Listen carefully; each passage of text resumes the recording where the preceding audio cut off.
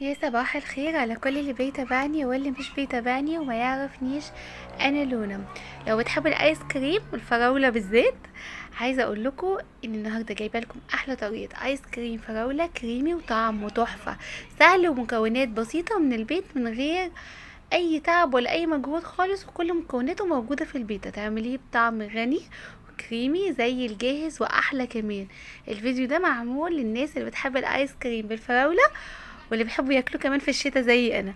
ولو عجبك الفيديو ما تنسيش تعملي لايك وتعملي اشتراك للقناه وتفعلي الجرس علشان يوصلك كل الفيديوهات الجديده اللي بنزلها. انا زينته هنا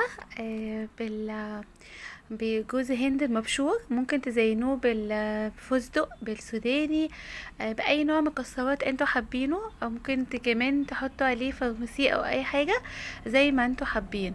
طبعا المكون الاساسي هنا هو الفراوله. انا هنا عندي كيس كريم، كيس ايس كريم من دريم بالفانيليا. على فكرة هو ممكن هنا تستخدموا ايس كريم من عند العطار سايب. انا كنت جربته قبل كده كان حلو برضو، يعني زي ما انتوا عايزين واللي متوفر عندكم تمام. هنا بقى السر الاساسي اللي انا بحط عليه معلقتين كبار من بودرة الكريم شانتيه. بتفرق معايا، بتخلي طعمه غني كريمي جدا، وهو ده اللي بيخلي الايس كريم طعمه كريمي وكمان احلى من الجاهز. بضيف بقى عليه كوباية لبن تكون متلجة مش ساقعة بس.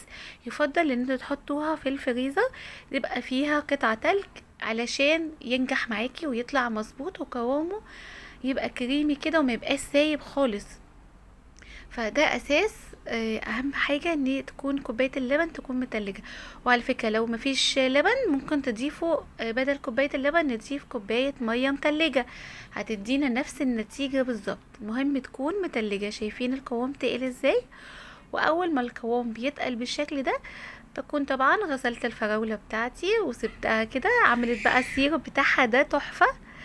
بضيفه على الايس كريم بتاعي، وبعدين ببتدي اضرب بقى تاني بمضرب الكهرباء. مش بخليها تتقطع كلها، بخليها تبقى فيها اجزاء مش كلها اندمجت بخليط الايس كريم، لا بسيب بقى قطع كده صغيرة منها، بتبقى طعمها في الاكل لذيذ قوي بجد. بصوا هتلاقي فيها قطع فراولة الايس كريم وجواه قطع الفراولة، هيجمد بقى على كده مع الاكل بجد خطير. هنجيب بقى هنا اي علبة تكون ما فيهاش ميه خالص، وتكوني منشفاها كويس. بنزل بقى بيها كده بالخليط بتاعي في العلبة وبدخله على الفريزر، وهو بياخد بالظبط 4 ساعات علشان يجمد ويبقى جاهز. بس كده 4 ساعات وتطلعيه كده. انا حطيته في الفريزر وطلعته، شايفين مسك ازاي؟ ماسك، ما بينزل ما كمان، مش سايح مش خفيف. زي ما قلت لكم الكريم شانتيه بتفرق جدا.